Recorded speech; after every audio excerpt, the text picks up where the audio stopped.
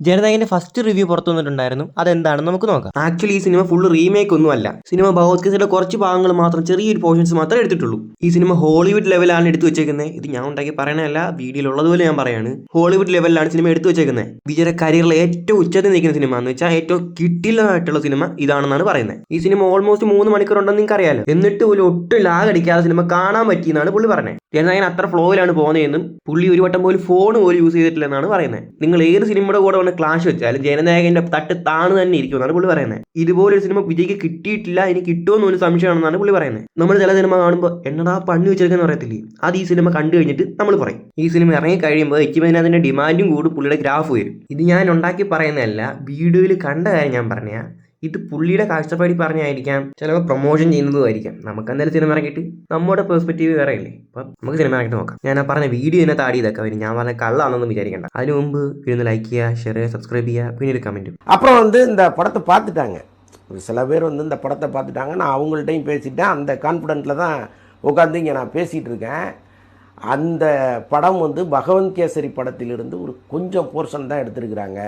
பாக்கியெல்லாம் ஹஜ்ஜினத் பூந்து விளையாடி இருக்காரு அப்படின்னு சொல்கிறாங்க. உள்ளபடியே படம் ஒரு ஹாலிவுட் தரத்தில் இருக்குது. இதுக்கு முன்னாடி விஜய் எவ்வளோ படங்களில் நடிச்சிருக்கலாம். ஆனால் எல்லா படத்திலும் உச்சம் இதுதான்னு சொல்கிற அளவுக்கு இந்த படம் உருவாயிருக்குன்னு படம் பார்த்தவங்க சொல்கிறாங்க. அதாவது 3 மணி நேர படத்தை ஒரு நிமிஷம் கூட என்னால் இந்த பக்கம் அந்த பக்கம் நகரவே முடியல. அப்படி ஒரு பேக்கேஜான படமாக அது இருந்துச்சு. நான் ஃபோனை கூட கையில் எடுக்கலை அப்படின்னு சொல்கிறாங்க. ஸோ அந்த அளவுக்கு இந்த படம் அவ்வளோ விறுவிறுன்னு போகுது. நீங்கள் எத்தனை படம், பராசக்தி படமாகட்டும் அல்லது எத்தனை படம் வேணுனாலும் ஜனநாயகன் படத்துக்கு கூட மோதலாம். ஆனால் ஜனநாயகன் படம் மாதிரி ஒரு படம் விஜய்க்கு கூட கிடைக்காது, இனிமேல் அவர் நினச்சா கூட கிடைக்காதுன்னு சொல்கிற அளவுக்கு ஒரு படத்தை ஹெச்வினோத் எடுத்து வச்சுருக்கிறாராம். அந்த மனுஷன் என்னையா இப்படி ஒரு படத்தை எடுத்து வச்சுருக்கான்ட்டு அவர் ரொம்ப அந்த ஒருமையில் பேசும்போது ஒரு அன்பு இருக்கும்ல, ஒரு மிரட்டல் இருக்கும்ல, என்னடா இப்படி பண்ணி தொலைச்சிட்டான் இவன் அப்படின்ட்டு சொல்லுவோம்ல. ஸோ அந்த மாதிரி ஹெச்வினோத்துக்கு புகழாரம் சூட்டிக்கிட்டே இருக்காங்க. ஸோ அப்படி ஒரு படமாக ஜனநாயகன் வந்திருக்கிறதா படம் பார்த்தவர்கள் சொல்கிறாங்க.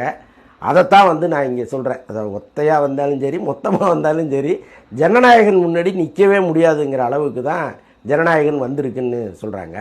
இப்போது பராசக்தி படத்தினுடைய ட்ரெய்லர் பார்த்த பிறகு அற்புதமாக இருக்குது. கட்டாயமாக அந்த படம் ஒரு பெரிய வெற்றி படமாக மாறும், அதில் ஒன்றும் சந்தேகம் இல்லை. ஆனால் அந்த ட்ரெய்லரை பார்த்துட்டு இது ஒன்றும் இல்லாமல் போயிடும்னு பல பேர் சொல்லிகிட்டு இருந்தாங்கல்ல, அதற்கெல்லாம் வாய்ப்பில்லை ராஜா, வாய்ப்பில்லைங்கிறாங்க.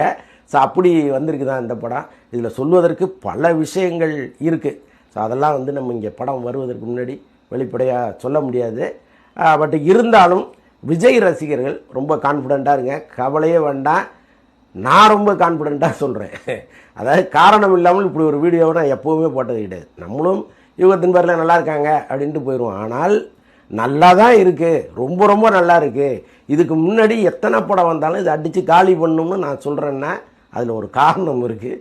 அதனால் சொல்கிறேன். விஜய் பாலிடிக்ஸுக்கு வந்த பிறகு பண்ண படம் இது. அப்போ இந்த படத்தினுடைய கதையையும் இந்த படத்தில் வர்ற வசனங்களையும் அவர் எவ்வளவு கவனமாக டீல் பண்ணியிருப்பாருங்கிறத நான் சொல்லி தெரிய வேண்டியதில்லை. அப்படி தான் படம் நெடுக அவர் வைத்திருக்கிற அரசியல் விமர்சனங்கள் அதெல்லாம் பொறி பறக்குது அப்படின்னு சொல்கிறாங்க. பல விஷயங்களை விஜய் டீல் பண்ணுறாரு. முக்கியமாக இந்த படத்தில் எம்ஜிஆர்லாம் வராருன்னு நான் ஏற்கனவே வலைப்பேச்சில் பேசியிருக்கேன். நான் ஆணையிட்டால் பாட்டு இதில் வருது. ஒரு சாட்டையை கையில் வச்சுட்டு நான் ஆணையிட்டால் பாட்டை கூட விஜய் பாடுறாரு அப்படிங்கிறதெல்லாம் நம்ம ஏற்கனவே சொல்லப்பட்ட தகவல்.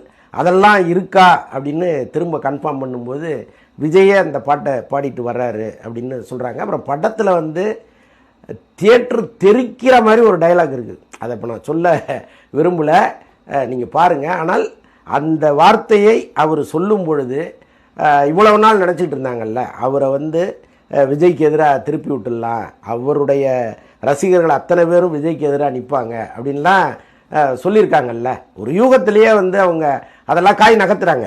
அதாவது விஜய்க்கு எதிராக அவரை எப்படியாவது திருப்பி விட்டுடணும்னு இங்கே ஒரு அரசியல் குரூப் வேலை செஞ்சிட்டு இருக்கு. ஆனால் அவர் எப்போதும் விஜய்க்கு எதிரானவர் இல்லைன்னு சொல்வது மாதிரி இந்த படத்தில் ஒரு விஷயம் ஒன்று இருக்குது. அதை விஜயே தன் வாயால் அந்த பேரை சொல்லும் பொழுது என்ன நடக்க போகுதுன்னு மட்டும் தியேட்டரில் பாருங்கள். கான்ஃபிடெண்ட்டாக இருங்க, வெற்றி நிச்சயம்.